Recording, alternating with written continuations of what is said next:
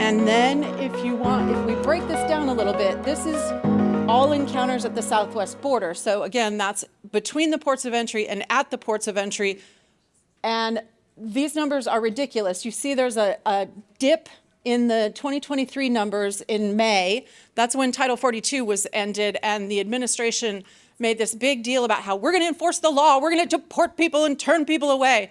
And of course, some people believed it for about 10 minutes, and then they started coming back because they knew it was all a lie and that they would be released into the United States and be allowed to stay here indefinitely with a work permit. And just to point out, all of these numbers are official numbers from the DHS website.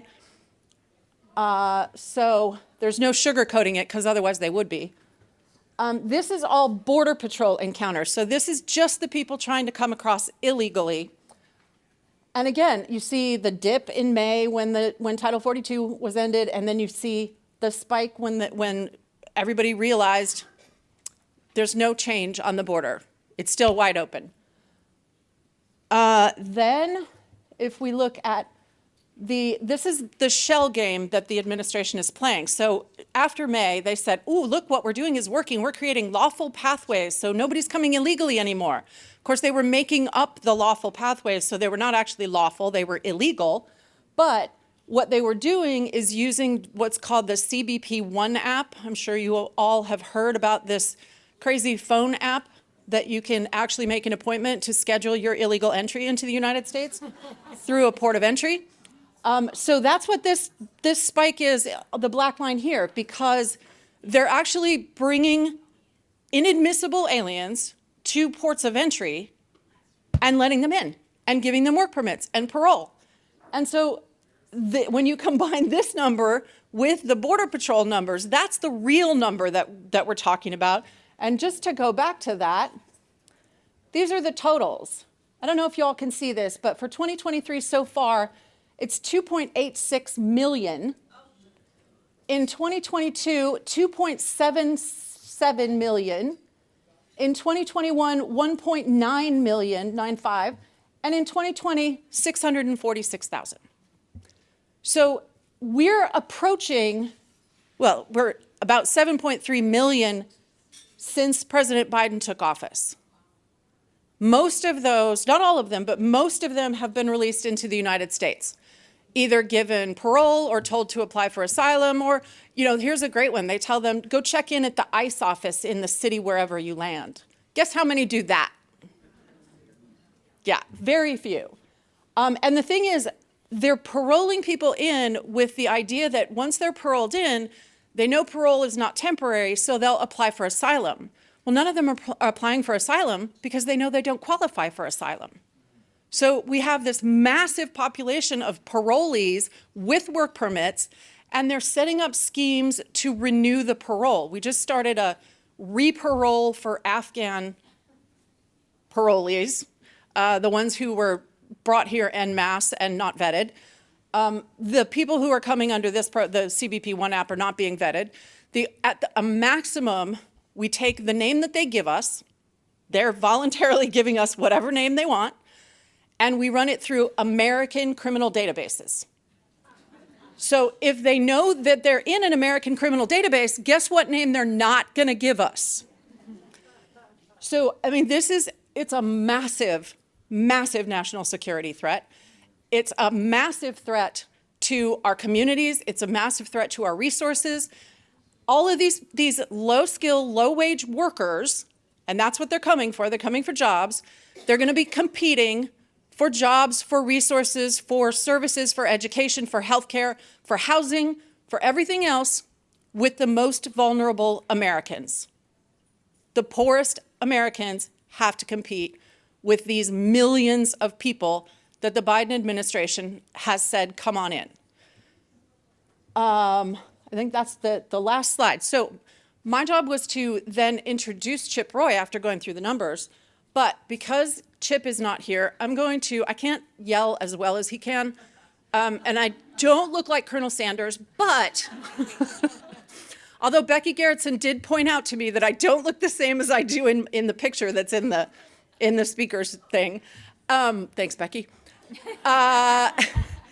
So let's talk a little bit about what is happening in Congress. I actually was sitting outside there half an hour ago watching the vote on the continuing resolution that includes H.R. 2, the Great Border Security Bill, which failed when 15 Republicans voted against it. I think it was 15.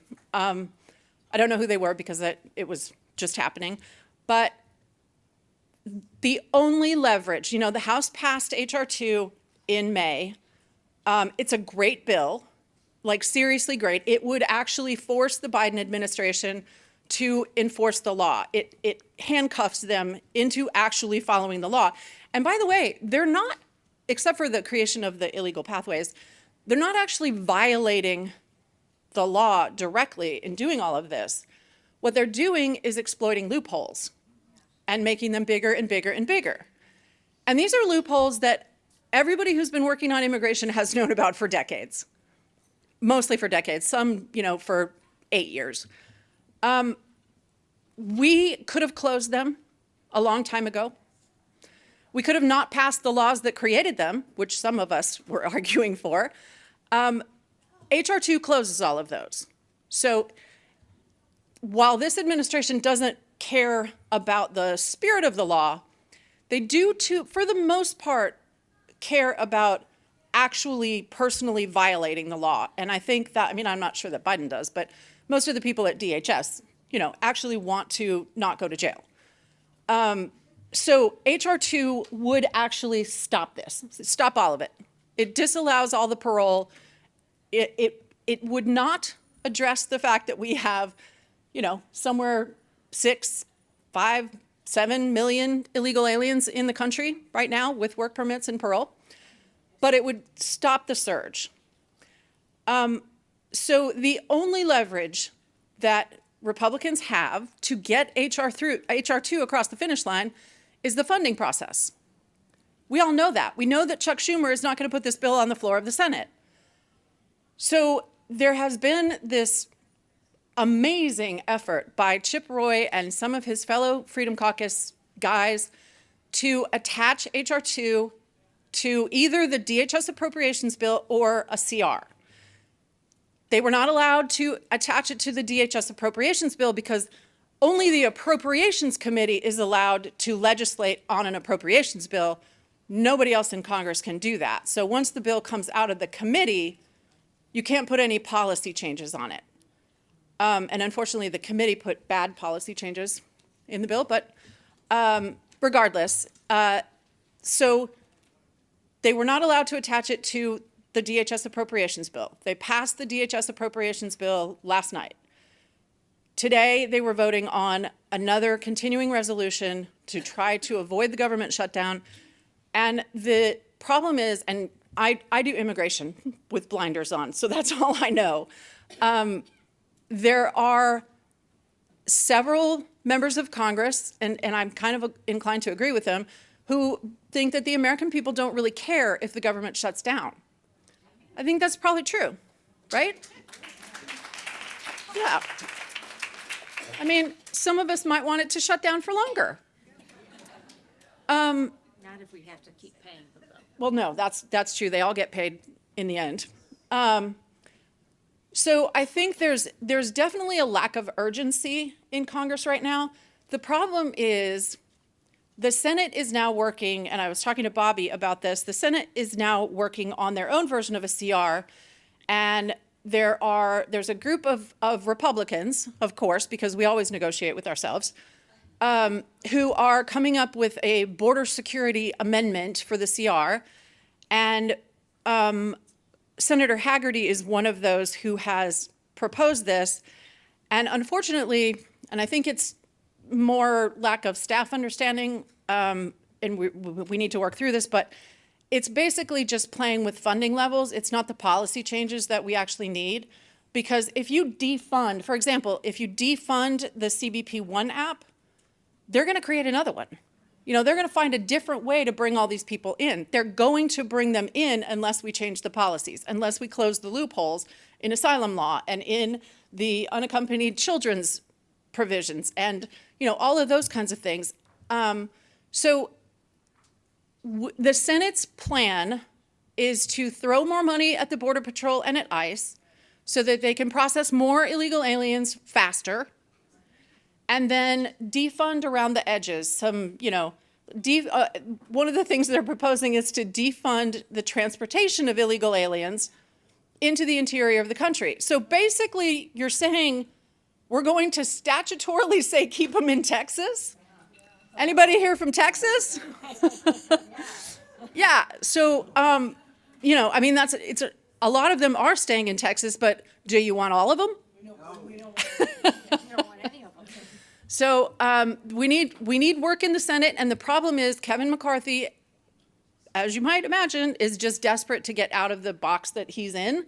And so his answer to, if the Senate sends over a CR with, some border security stuff, it's entirely likely that he takes it and the Democrats will be fine with it and it will pass. And this whole fight will have been for nothing, and we will not have HR 2 and we will not fix the border crisis. And we'll have another year plus of millions of illegal aliens flooding into our country. So, did I make everybody depressed? Yes. You're welcome. Thank you very much. Thank you, Rosemary. Do we have some questions for Rosemary?